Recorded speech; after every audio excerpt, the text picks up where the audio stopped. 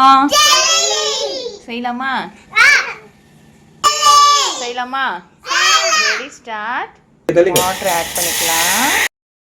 ஒரு 400 ml தண்ணி நம்ம ஆட் பண்ணி நல்லா கொதிக்க வச்சுக்கலாம். இப்போ நம்ம கடையில் வாங்கின ஜெல்லி பவுடரை இது ஒரு பவுலில் கொட்டி இதை வந்து இது கூட நம்ம மிக்ஸ் பண்ணிக்க போகிறோம்.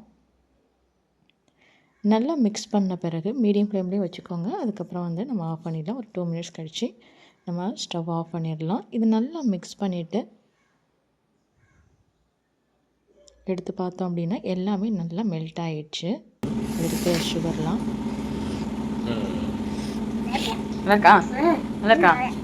வா.